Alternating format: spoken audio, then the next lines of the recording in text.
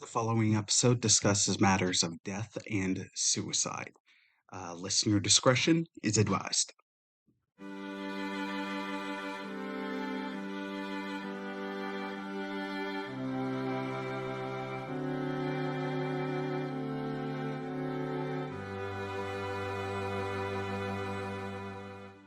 Hello, everyone. This is Chris, and you're listening to One Cross Radio, and we're back. And as you can tell by the title of the episode, unless you didn't look at it and just blindly downloaded, which I guess, hey, thank you. We are doing a follow up of sorts to our Titanic sinking of Titanic episode, and today we are looking at Titanic myths. So I'm just going to dive right into it. Now, first things first, I actually feel like I need to apologize for something I said in the last episode. In the last episode, I briefly talked about the American Inquiry, but I talked about it fairly dismissively. Um, and I was a bit harsh and dismissive of it, and I actually feel like I need to apologize for that. One, I don't like when people do that with me, so I shouldn't do that with others.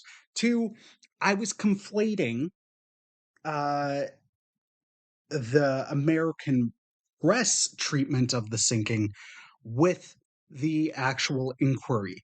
Um, Not long after it, and I'm actually recording this before the Titanic episode drops, but I kind of want to leave that in there. It'd be easy to edit, like go through and then edit that out, and it's like, aha, you don't know I made a mistake, but I think it's good for people to own up to their mistakes. So I'm deliberately leaving that in so I can apologize for it here. Um, so yeah, I was conflating it with the press treatment and mistreatment of especially one Bruce Ismay, um, when in fact, the American inquiry was very, very helpful and is actually looked at more favorably than the British inquiry. So the American inquiry, like I said, was very helpful. It along with the British inquiry resulted in numerous changes to shipping, namely enough lifeboats for all on board, a 24-hour wireless radio watch, as well as adjusting the idea of the rockets and what those symbolize. And I'm going to get more on that when we start speaking about the Californian. Whereas before, red was the sign of distress or color or rockets fired like immediately after each other of any color. It was primarily red, and then like it needed to be that rapid sequence, one right after the other. But the practice at the time as well, other ships, if they didn't have a wireless radio, they would just fire off any colored rockets along with Roman candles to identify themselves. Titanic fired off intermittently 8 white rockets, but over a period of time. So there had been some confusion. But like I said, I'm going to get to that with the more on that when we get to the Californian. Um, so uh, the advance as well with the 24 radio watch was great as well. The Californian. We'll get there. Much like the American press villainized Bruce Ismay, the British press really tended to villainize the head of the inquiry, Senator William Alden Smith. They would take questions that he had phrased and misconstrued them, and remove a lot of the context to make him and the inquiry look stupid. There was a lot of British pride going on in their press, firmed up by the fact that a lot of the earlier press from the Titanic and Mr. Alden Smith and Nazil, they felt like he was gunning at Britain. but that wasn't what Alden Smith was doing. Um, and yeah, so they misconstrued questions of him that he asked to make him and the inquiry look stupid. For example, they latched on to one of the questions of could people be in the watertight compartments? Now, on the face of it, this is not a question. Mr. Alden Smith was not a sailor or a boatman, um, and they were like, "This is a dumb question." But the reason he was asking it was actually quite caring. There had been many people asking and suggesting this to him. These were distraught family members and friends. There had been many, like there were many people dying from the Titanic sinking, and not everybody had been named yet. Some had been unreported. So you had distraught family members and friends being like, "Has anybody like? What about the watertight compartments? Could you check?" Like there were, even as the inquiry was going on, someone burst in asking about one of the officers who had died. They hadn't been informed. Like there had been a tight-lippedness over the casualty list and what happened, so it led to a lot of confusion, delusion, and people clinging to theories just because they didn't want it to be true that this person was lost. Nolan Smith had, up until that point, tactfully tried to steer him away from that hope, but then it was like, you know what? I'm going to throw it out there now. That way they can hear it. It sucks, but then they can hear it and then they can have that closure and they can move on. They'll have that answer. Um, and the British press like lapped it up like, oh, that's so stupid. There were other questions as well. One was he was asking about what made up an iceberg, just because people were having a difficulty believing this supposedly unsinkable, untouchable ship had been destroyed by ice. So he wasn't asking what is ice made of. It was also trying to get to the point scientifically, like, look, is there rock or earth in there? Something that made it harder, something that could have impacted the metal more on the ship. Like that was what he was asking. But people latched onto it and were like, "Oh, this idiot doesn't know what ice is made of." So, as much as I took the American press to task in the original episode, I do feel it's fair to take the British press to task in this episode. Um, the and to give the American inquiry its due. While it did focus on the personal and emotional side of the tragedy, it did so in a very balanced way that made it difficult to whitewash or push aside responsibilities and attitudes at the time, like the British inquiry is very much considered to have done. That statement of whitewashing has been made by many, including surviving officer Lightoller, who was no fan of Alden Smith or the American inquiry. Um, but the British one was, let's look at the technical side of things. We can remove it from the people, and then we can just kind of go on from there. And a lot of the attitude in Britain at the time was like, no, we don't talk about this kind of thing out in that. We just address it quickly and kind of hush it up. So the American inquiry deserves its due, and I did want to apologize for misrepresenting that in the last episode. If you want to learn more about the American inquiry and the British inquiry, there's two great sources. Now, primarily in the American inquiry, it's touched on in the book Titanic: Disaster of a Century by Wynne Craig Wade. I just finished it. Fantastic book, just utterly great. There's also a script, a transcript of all the inquiries at titanicinquiry.org. The link will be in the description. I'm also going to shout out the fantastic book as well, from 1955, Walter Lord's A Night to Remember. Great book. Doesn't go into the inquiry as much, but also really does a great job of painting the picture of what's going on with the sinking and doesn't try to villainize anybody. It really gets you set there, it paints the picture, but it doesn't try to look for heroes and villains, as too many Titanic stuff does, unfortunately. Um, there's been a bit of a romanticizing of the sinking, and with that, I think comes this like the hero and villainary pieces.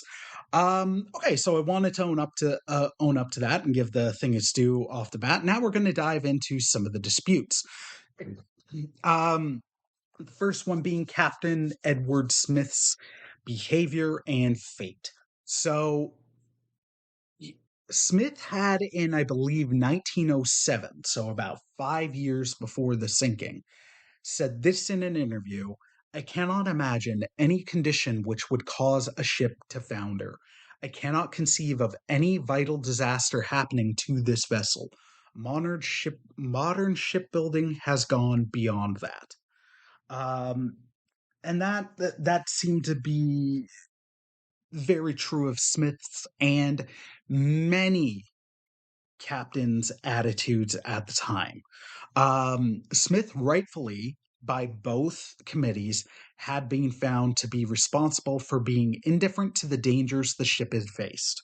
Now, as we discussed in the first episode, this doesn't come from a place of malice or intention, but it was very much informed by the prevailing attitudes, which were informed by and backed by his and others' direct experiences at the time of the sinking.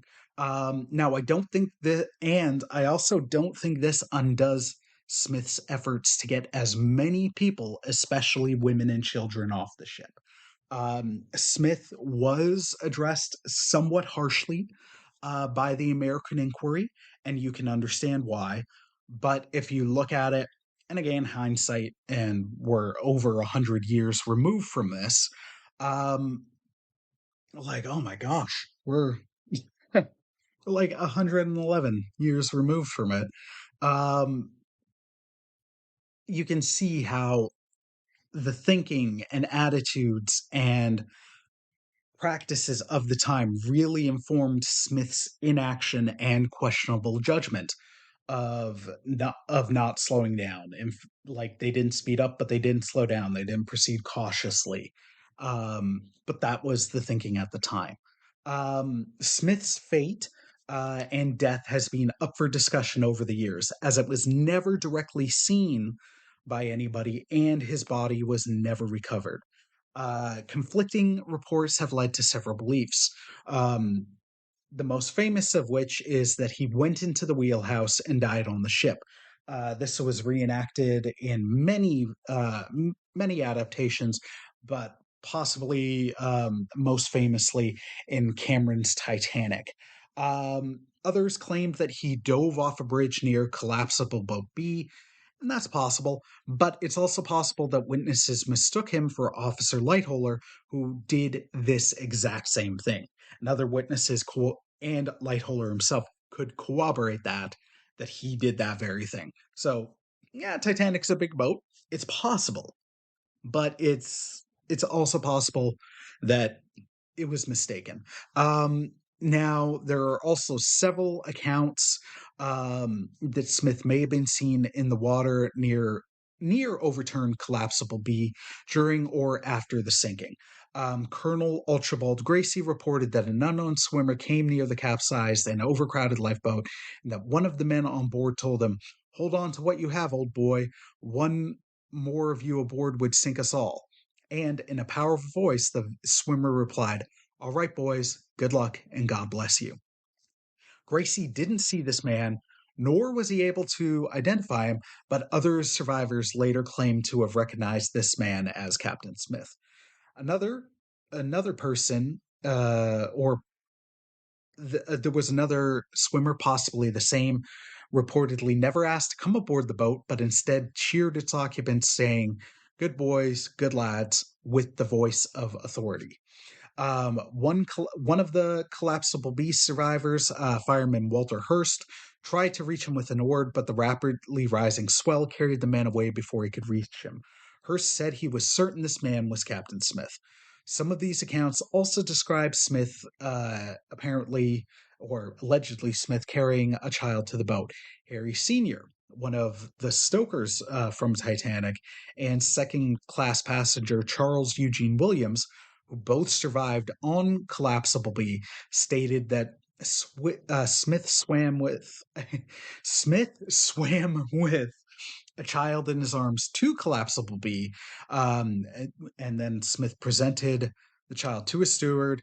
After which, apparently, he swam back to the rapidly foundering ship. Um, Williams' account, however, differed slightly, claiming that after Smith handed the child over to the steward, he asked what had become of First Officer Murdoch. Upon the hearing of Murdoch's demise, Smith pushed himself away from the lifeboat, threw his lifebelt from him, and slowly sank from our sight. He did not come up to the surface again. Now, these statements are disputed. However, Officer Lightholer, who survived on Uncollapsible B, never reported seeing Captain Smith in the water or receiving a child from him. It is also unlikely that any of the survivors on Collapsible B would have been able to identify the individual. Um, because the lighting in the area was incredibly dim. Like they had night stars and only some of the lifeboats had lamps, as well as it was a very chaotic atmosphere. Like even though the water might be calm, you still have hundreds of people in the water splashing, screaming, wailing, moaning. Like there's a lot going on. It's not just a clear shot with a flashlight or anything.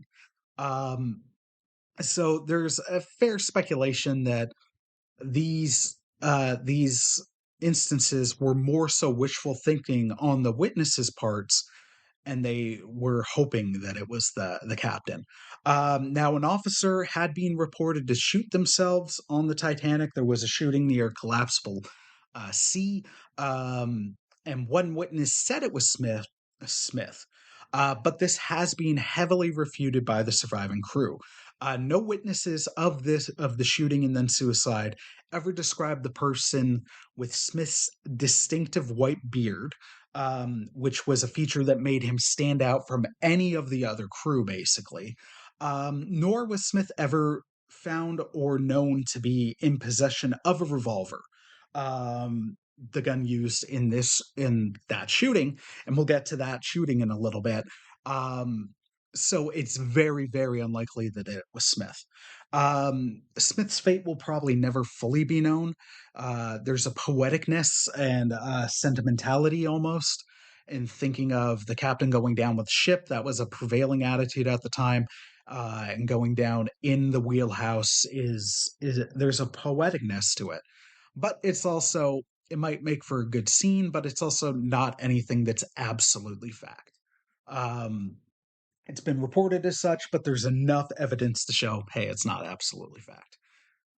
Much like uh, this next part.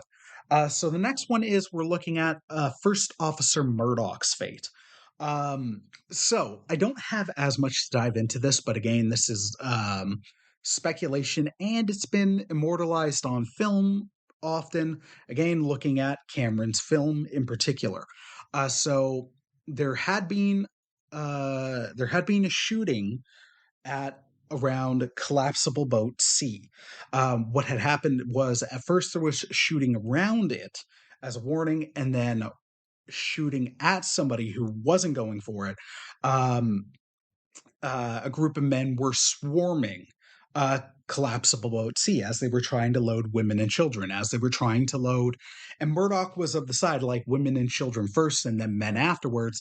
But these people, like, understandably, were hysterical. Um, like you hear about people not going back to the survivors, but the fears are kind of understandable because when people are fight or flighting in that kind of life or death situation, they're probably not thinking rationally. Um, so there had been a person actually shot, and then reportedly an officer committed suicide after after they realized like, hey, I shot somebody, then like I'm not getting out of here, and they shot themselves. So this has often been portrayed, again, looking at Cameron's film, as First Officer Murdoch. However, this has never actually been proven. And to be fair, it's also never been disproven. And the reason is eyewitness reports over this have been very conflicting. And while Murdoch did assist with collapsible C, there isn't any definitive proof that he was the shooter in question, and his body was never found. Um, there were three officers around collapsible C. Um, Murdoch was one, Smith was another, and I had it earlier. I just didn't write it down.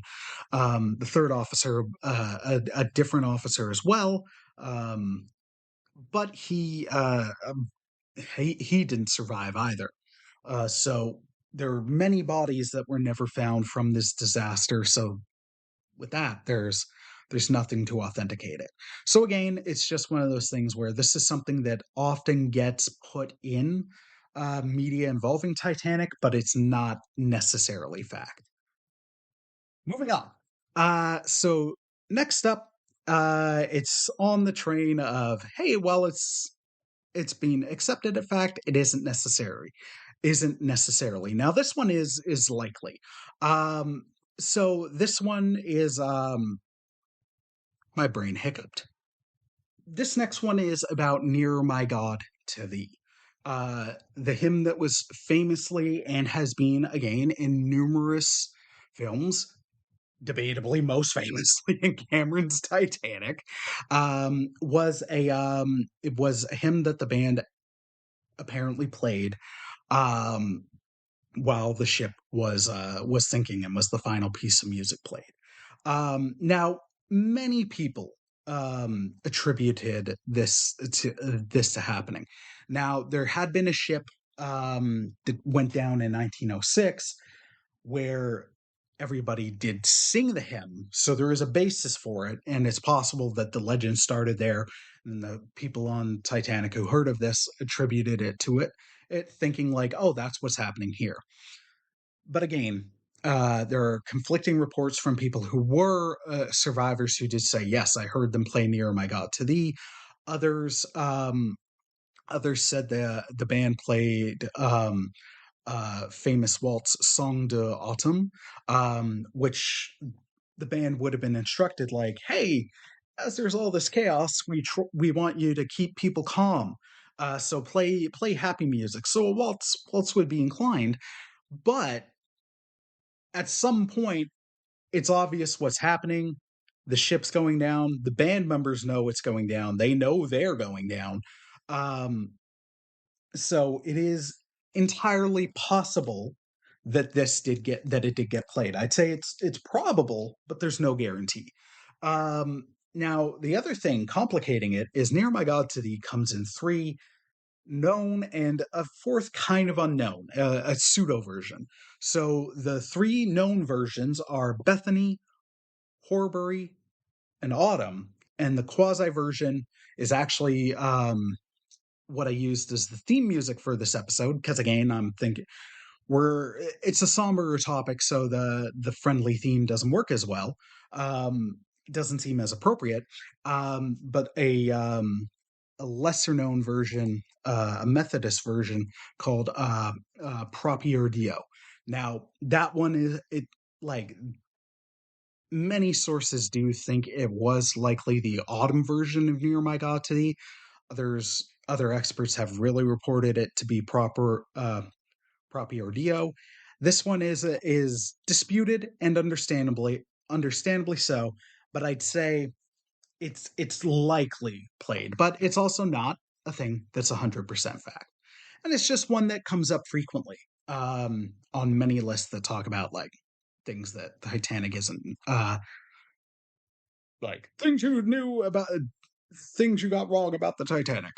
Anyways, um okay, so this next section is going to be long, and I'm also going to be shouting out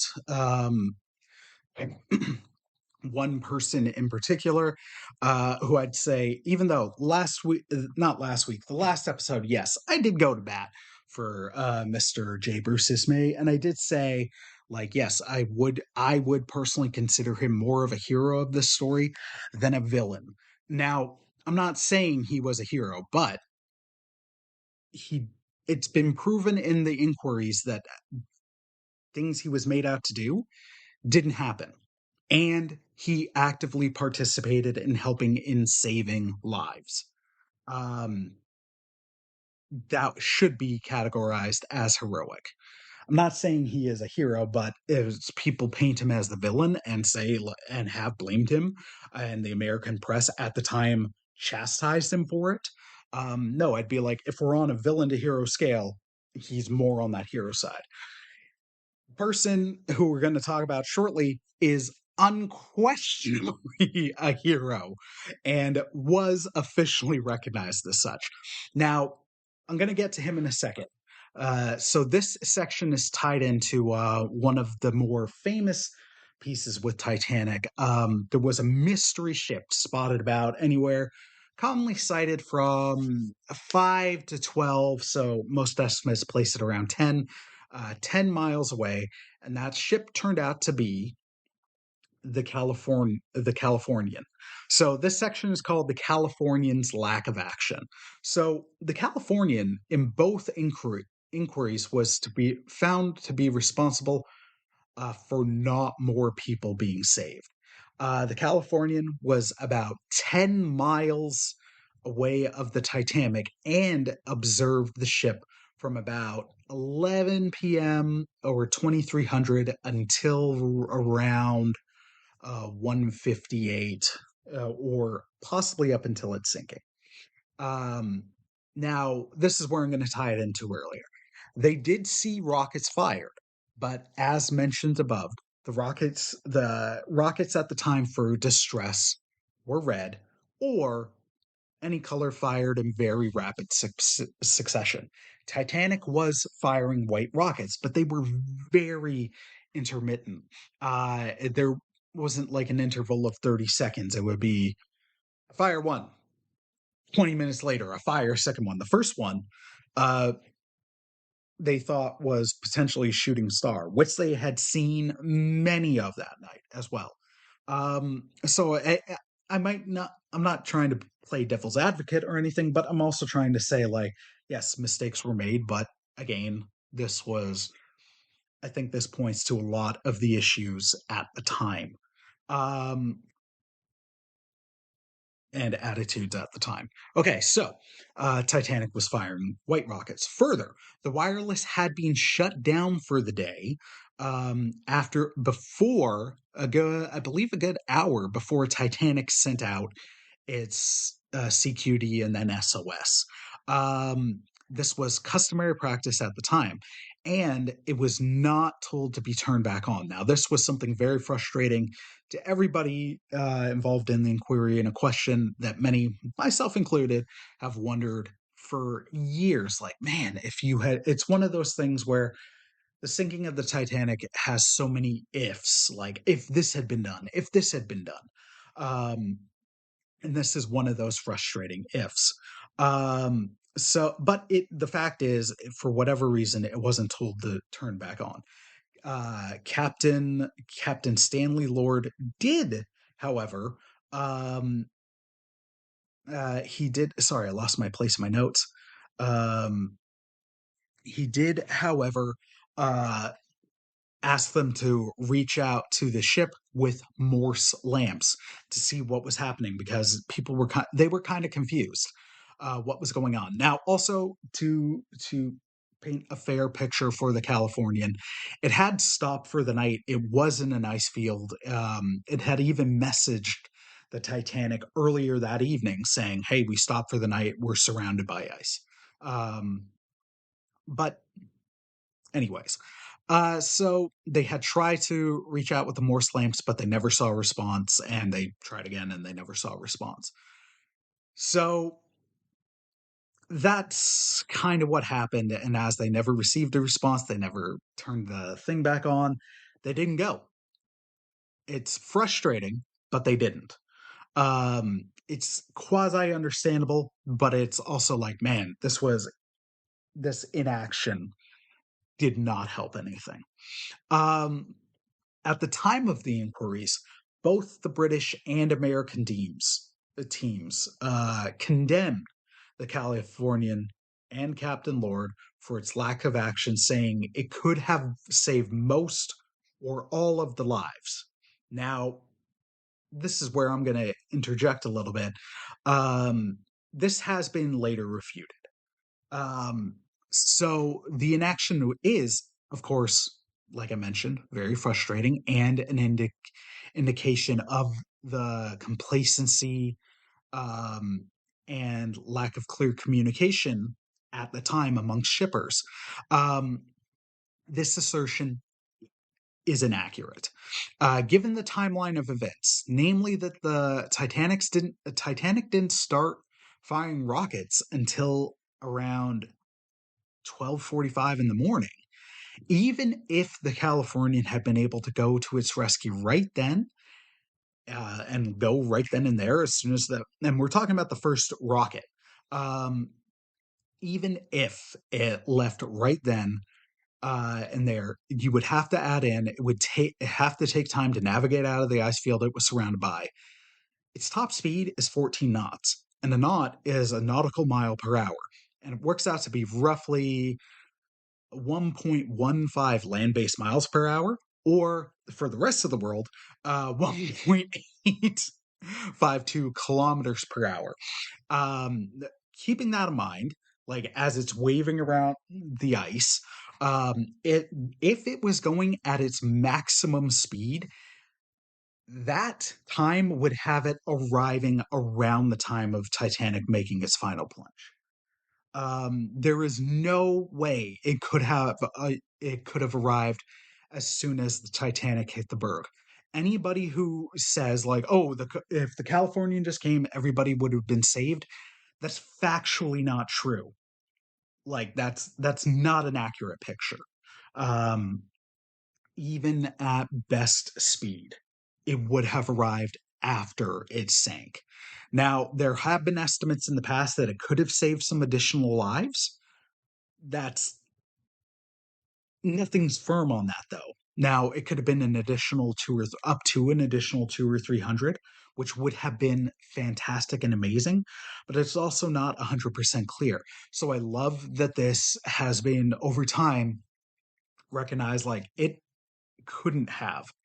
All it could have done was saved those in the lifeboats like the Carpathia did later.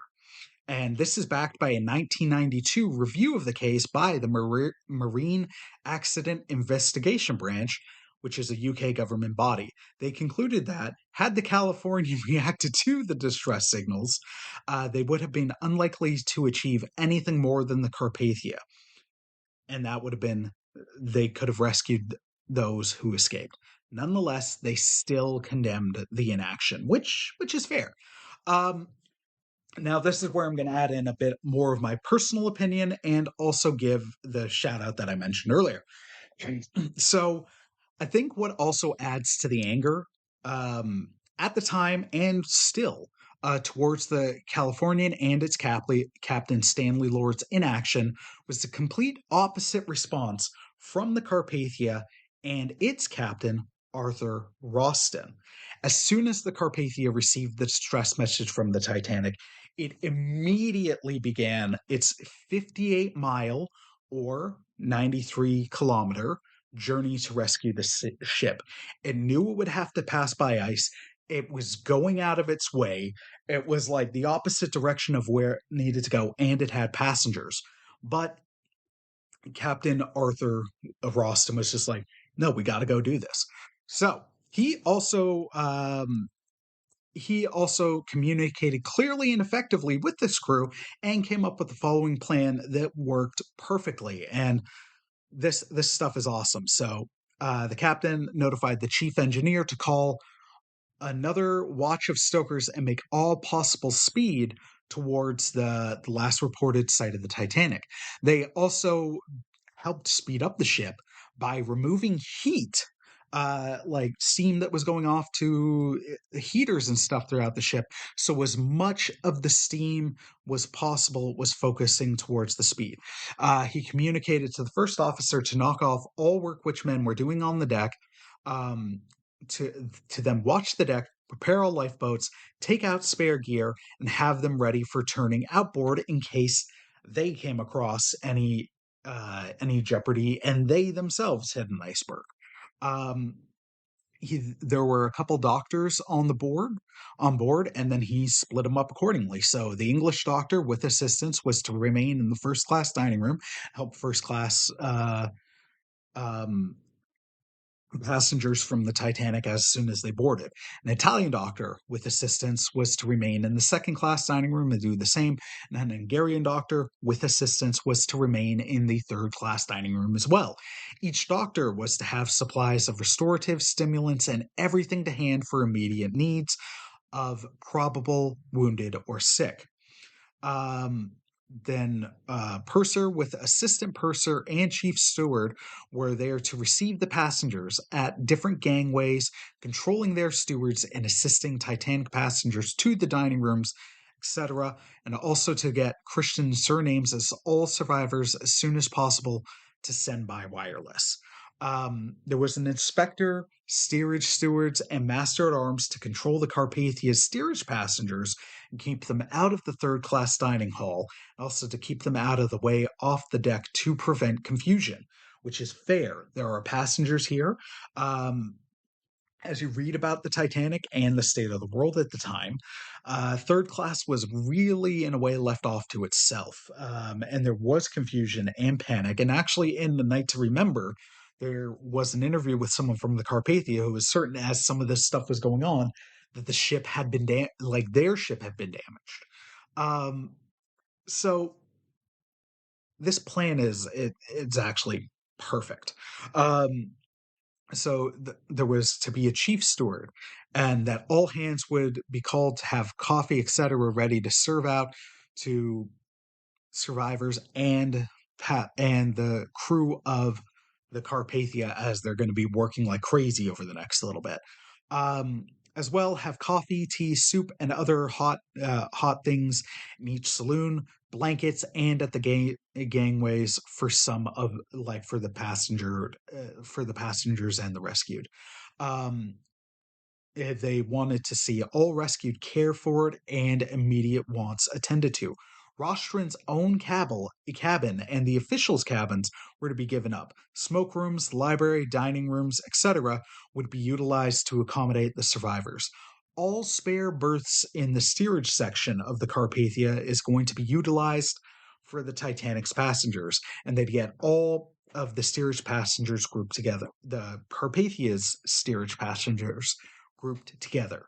Stewards were to be placed in each alleyway to reassure the Carpathia's passengers should they inquire about the noise in getting our boats out, etc., or the working on the engines, just to be like, look, everything's safe, to reassure. Like I mentioned, someone had like this exact thing happened as referenced in an interview in the book A Night to Remember.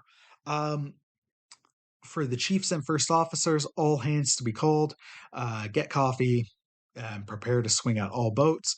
All gangway doors are to be opened, electric sprays in each gangway and overside, a block with a line rove hooked in each gangway, a chair sling at each gangway for getting up sick or wounded, boatswain's chairs, pilot ladders, and canvas ash bags to be at each gangway. The canvas ash bags for children, these were to help assist get people up out of the lifeboats.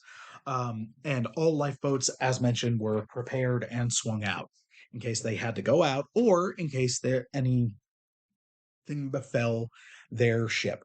Roston was rightfully recognized as a hero for his efforts and his plans, and he was awarded numerous medals, thanks from Congress, and more accolades for his efforts in saving the survivors from the Titanic. They were prepping for everybody. They got a lot less than they were prepping for, but still, they immediately dropped what they were doing, went at top speed at for 93 kilometers to rescue this ship, and they were going through hazardous ways. Um, so he was rightfully recognized as this. Um, and as the hero that he was. So I do think that it plays into some of the issues people have with the Californian and its Captain Stanley Lord, because while it's been established that they probably couldn't have done more, the lack of effort and action on their part, while being so much closer to the Titanic, doesn't endear itself or look good at all when compared to even the barest minimum of the Carpathia's and its captain's efforts. So the Californian is not responsible for more people dying, but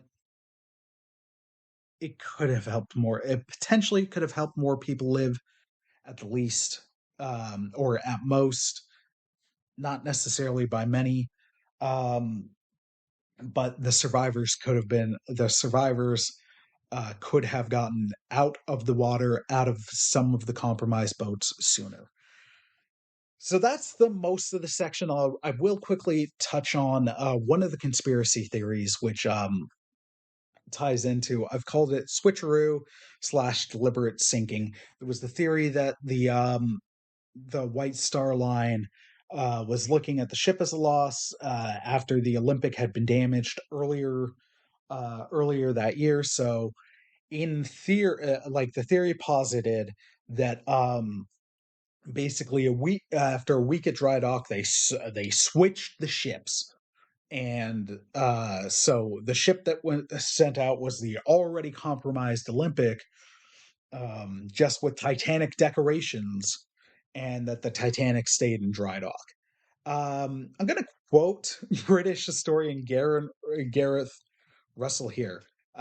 He calls this theory, and I agree with him 1,000%, so painfully ridiculous that one can only lament the thousands of trees which lost their lives to provide the paper on which this theory has been articulated. He also notes that since the sister ships had significant interior architectural and design differences, switching them secretly in a week would be nearly impossible from a practical standpoint. A switch would also not be economically worthwhile, since the ship owners could have simply further damaged the ship while it was docked, for instance, by setting a fire, and collected the insurance money from that accident, which would have been far less severe and infinitely less stupid than sailing her out to the middle of the Atlantic with thousands of people and their luggage on board and ramming her into an iceberg. I love that quote for so many reasons. And the reason I briefly wanted to touch on the conspiracies is I understand conspiracy theories. I understand questioning the official reports and the narrative. It's good to be inquisitive. It's good not to automatically accept everything that we're told right away. There's no problem with that. Problems have emerged, and we've seen this over the last couple of years, where wild conspiracy theories are spun and can lead to dangerous thinking, to inaccurate and harmful misinformation, to lies that slander and later hurt. Um, as much as we don't like not being in control, the fact is the ship, through human error, which was identified, like, again, informed by many inaccurate attitudes at the time, hit an iceberg at a glancing blow, damaged the ship, and sunk.